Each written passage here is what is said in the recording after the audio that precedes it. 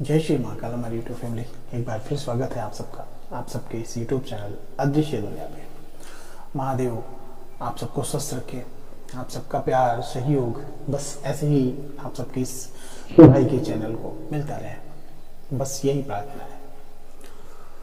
आज हम फिर से एक ऐसे विषय पे बात करेंगे जिसके चक्कर में हमारे भाई जो शायद अज्ञानवश नहीं जानते हैं कि इन चक्करों में पड़ने से क्या होता है। हमने पहले भी वीडियो बनाया है और जो शायद हमारे भाइयों के काम का था, लेकिन फिर से मेरे पास कुछ कॉल आए और आते भी हैं, तो मैं भाइयों का, अपने जो हमारे भाई हैं उनका हम बुराई तो नहीं करें, लेकिन हम कहीं ना कहीं जो और हमारे मित्र भाई बहन जो भी अगर इस प्रकरण में फंस रहे हो, ऐसे बातों के जाल में फंस रहे हो, तो उनको बचाने की कोशिश है। आज हम बात करेंगे जो शायद दिखता नहीं है, जो अदृश्य है, जो हमारे बगल में ही है लेकिन हमें नहीं दिख सकता। क्या ऐसी चीजें होती हैं? क्या है अदृश्य शक्तियों का खेल? हम बात कर रहे हैं तांत्रिक भाषा में गणंत कहते हैं और धरोहर भी बोलते हैं, दफीना भी बोलते हैं। हम बात कर रहे हैं धरती के नीचे दबे हुए धन की। हम बात कर रहे हैं धरती के नीचे दबे हुए पैसे रुपयों की, जिस पे कहते हैं कि अदृश्य शक्तियां वास करती हैं, जिस पे कहते हैं कि जिन जिन्नात भूत प्रेत पिशाच और भी ऐसी शक्तियां वास करती हैं। कितनी सच्चाई है इन बातों में? क्या वास्तव में ऐसी शक्तियां इन चीजों पे वास करती हैं? क्या ये हमें मिल सकता है? क्या करना होता है इनको पाने के लिए?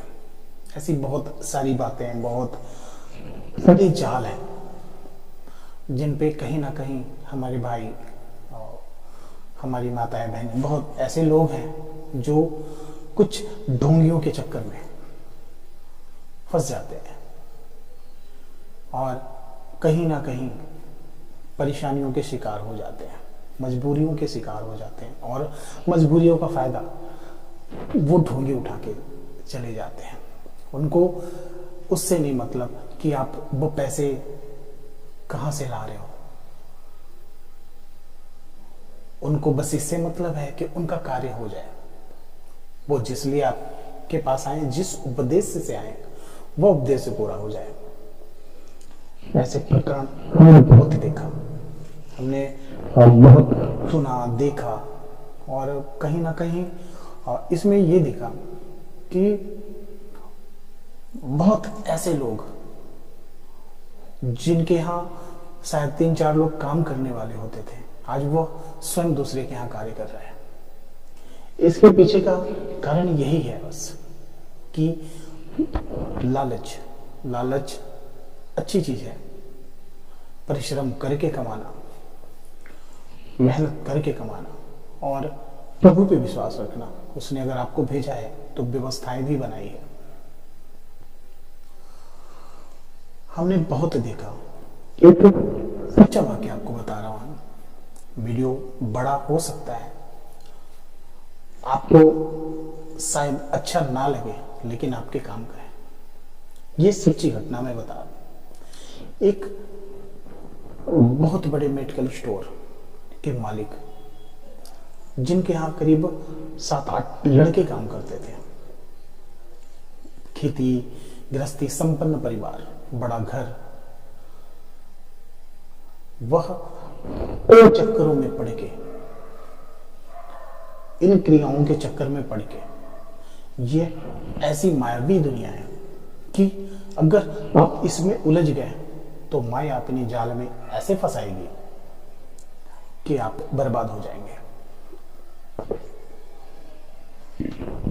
कि ये बहरूपे जिनके पास कुछ नहीं होता, जो शक्तियों का नाम, संतों का नाम, सिद्ध साधकों का नाम लेके गुमराह करते हैं। हमारे बहुत ऐसे गुरुजन, ऐसे सिद्ध साधक, ऐसे दिव्य पुरुष, ऐसे महात्मा, ऐसे संत हैं धरती पे, जिनको आपसे कुछ नहीं चाहिए और आपको बहुत कुछ देने की लालसा होती है। जो महादेव का साधक हो, जो देवी का साधक हो, महादेव तो स्वयं बहुत कुछ देते हैं। जो वास्तव में आपको साधक मिलेंगे वह आपसे शायद, अगर आपसे कुछ मांग लिया तो एक गिलास पानी मांग लेंगे, एक टाइम का खाना मांग लेंगे, जब उनके पास कमी नहीं है, लेकिन उनका स्नेह, उनका प्यार, ये महात्माओं के नाम ये से पाखंडी, ऐसे ढोंगी बदनाम करते हैं। हमारे मंत्रों में वो शक्ति है जो ऋषि मुनियों ने सिद्ध किया। जो ऋषि मुनि करते थे, अपनी मंत्र शक्ति से कुछ भी कर जाते थे। और आज भी वो मंत्र हमारे प्राचीन किताबों में, प्राचीन ग्रंथों में मौजूद है, लेकिन इसीलिए उनको किलित किया गया कि जो उस योग्य होगा वह उसको सिद्ध करेगा और उससे कार्य करेगा, लेकिन लोगों की भलाई के लिए, लोगों को लूटने के लिए नहीं। अब हम बताते हैं आपको। पहला गणंत, दूसरा दफीना, तीसरा दरबार। दरबार वो चीज होता है जो हमारे बाप दादाओं ने, पहले बैंक नहीं होते थे, पहले घर में चोरों की वजह से नहीं रखा जाता था, पहले वो जमीनों में गाड़ देते थे और एक निशान बना देते थे। राजाओं महाराजाओं का भी ऐसा होता था, गुप्त सुरंग होते थे, गुप्त रास्ते होते थे, गुप्त जगहें होती थी जहाँ पे खजाने रखे जाते थे। और हमारे नेपाल से तराई से सटे क्षेत्रों में एक थारू जनजाति के लोग होते थे, जिनके द्वारा बहुत ऐसी जगहों पे कहते हैं कि उनकी मंत्र शक्ति जो होती थी वो बहुत तेज होती थी, और वो जहाँ पे भी खजानों को रखते थे वो अपने मंत्रों से विमंत्रित करके वहां पे रख देते थे। उनका लीला चलता था। तो आज भी हमारे प्रदेश में बहुत ऐसी जगहों पे जहाँ पे खुदाई के दौरान आपने सुना होगा, आपने देखा भी होगा कि खजाने निकल जाते हैं। वहां पे कौन पंडित जी जाते हैं, वहां पे कौन तांत्रिक जाता है, वहां पे ये हमारे आपके भाग्य की बात है। अगर हमारे हक का कुछ होगा तो वो अवश्य ही मिलेगा। आपने बहुत देखा, बहुत सुना कि जो जानकारी तो कुछ नहीं है। मैं छोटी सी एक बात बताता हूँ।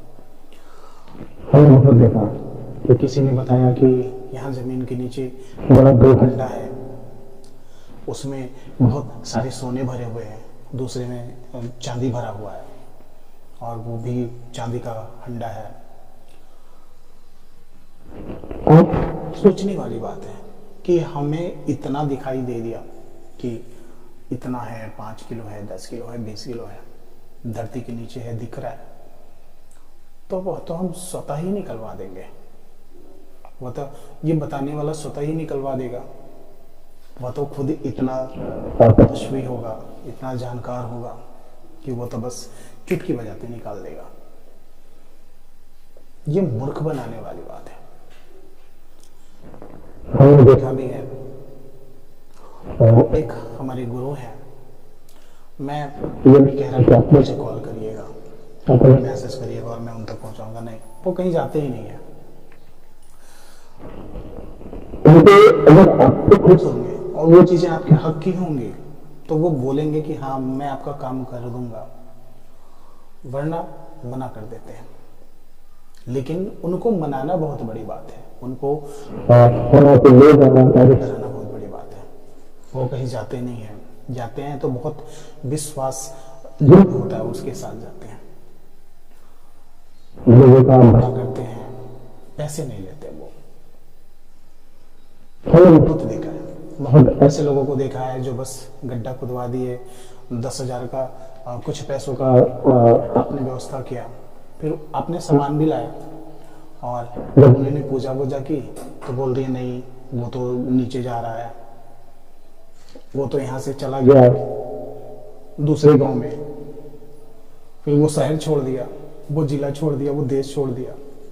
ये मूर्ख बनाने वाली बात है। ऐसे लोगों से बचें और प्रभु पे विश्वास रखें। वो चीजें अगर हैं वास्तव में और आपकी किस्मत की हैं तो वो अवश्य ही मिलेंगी। कोई ऐसा गुरु, कोई ऐसा साधक आपको मिलेगा जिसके माध्यम से वह कार्य स्वतः ही हो जाएंगे और आपको पता भी नहीं चलेगा। तो हमारे भाई, हमारे बहन, आप जहाँ से भी हैं, जो भी हैं, वीडियो देखते हैं मेरा, हमने पहले भी वीडियो बनाया, आपसे मैं फिर एक बार बताता हूँ कि ये चीजें होती हैं। मैं नहीं कह सकता कि नहीं होती, साधक भी ऐसे होते हैं, ऐसे संत भी, महात्मा भी होते हैं जो बिकते नहीं, जिनको पैसे की लालच नहीं होती, वह आपके कार्य कर देते हैं। उनको पता होता है कि आप मजबूर हैं, आपको उस चीज की जरूरत है और कहीं ना कहीं ऊपरी शक्तियों का उनको आदेश होता है